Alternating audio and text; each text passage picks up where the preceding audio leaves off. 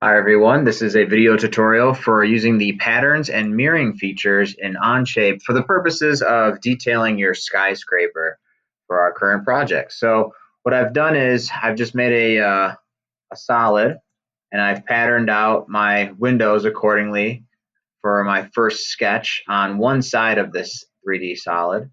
And I've spaced out the numbers with a 1 inch separation. This object is 12 inches by 12 inches and then 8 inches deep.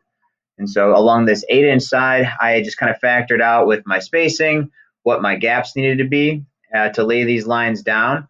I'd laid down like the first one and then used the offset feature to repeat that several times. So a little bit of a time saver there using the offset feature, and just basically gridded out my first row of windows.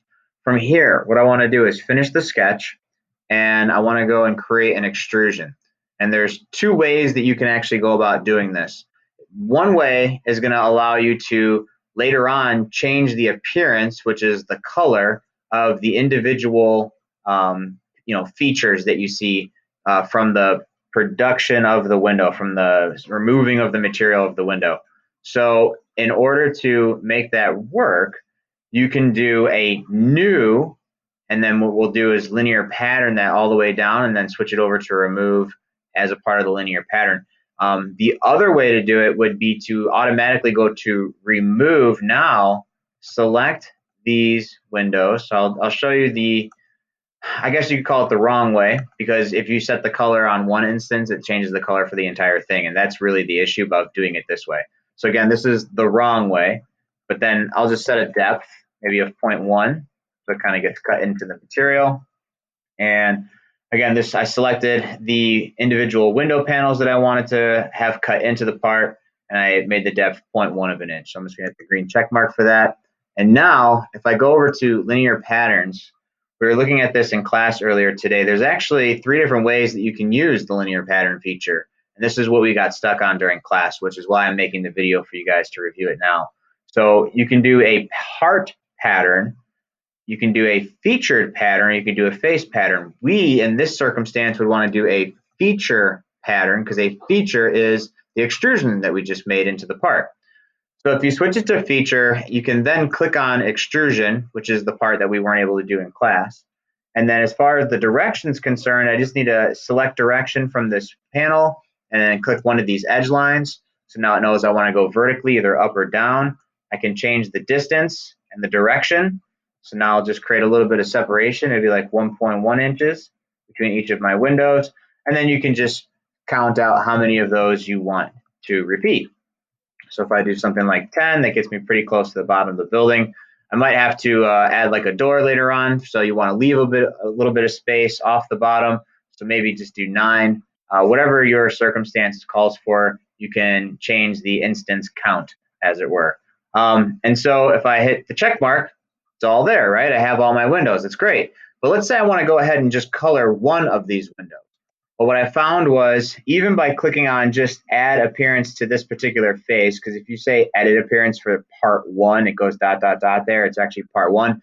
It'll change the entire thing. So for instance, if I make it black, the entire thing goes black. We don't want to do that. So if I try that again and say edit appearance to the face and change the color, which again should be for just the one square, it does the entire row, the entire thing that you've patterned. And you might not want that, and you might want to change those, right? So what I found was what works a little better. I'll just undo my linear pattern. I'll undo the extrusion that we made. I'll go back into this and try it again. And this time, instead of saying remove, I want to do new. And so I'll click on those same window panels. Get all 6 of them selected. You can still change the direction. I'm going to change the depth to that same 0.1. And then I'll switch the direction so it goes into the part. I noticed this earlier. It switched it over to add when I moved it into the part, but you want to switch it back to new. Make sure it's on new. It's going into the part. The depth is 0.1, and I'll hit the check mark. And so really, it didn't really do much of anything there. It didn't cut into the part at all. But now, when I go to do my linear pattern, this time around, instead of switching it to feature, we want to leave it on the default, which is part pattern. And so for this, I can now select these new parts that we made as a part of extrusion 2. So I'll just do a quick select 2 through 7.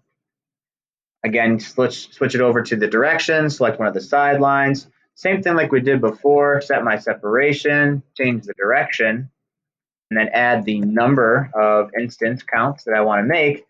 Now I can, once I have all those things set, switch it to remove. You'll notice it now asks us to select the merge scope, which just means select this option here and select part 1 from your model list, and it'll then remove and cut all of those instances out. So hit the green check mark. So again, right click, add appearance to face, and you can switch that to any color you want. There it goes, without changing the rest of the instances below it. So hopefully this tutorial helps you get going with linear patterns. The other thing I wanted to quickly share is mirroring. And so mirroring will be even easier, even quicker for us a little bit here. All of these windows that we just put in on the right side of the building, I can mirror over to the left side of the building. And so the mirror feature is right next to the linear pattern. So I'll go ahead and select mirror.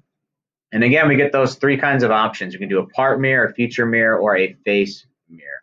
At this point, let me double check here. If we do a part mirror, just scroll over your list. If you're able to select it, the linear pattern and the extrude, then that would work, and it did not work. So as I guess, we want to do a feature mirror.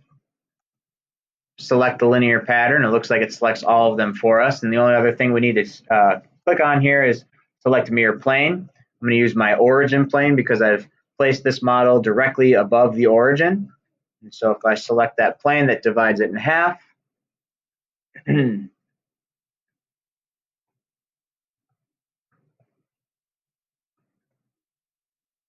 I can hit my green check mark.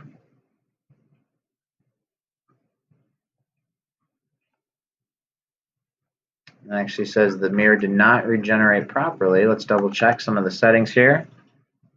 Linear pattern. That's what I want to mirror. Should I send extrusion 2 with it? Let's see if that makes a difference. Got the spinning wheel going. If I turn the building, there it is. Okay, so my mistake on that one was for the mirror, you want to include both the original extrusion line and then the pattern. And so that's how it's done. So hopefully that'll give you a few shortcuts to detail your building from top to bottom using patterns and mirroring. Have fun, everybody. See you next time.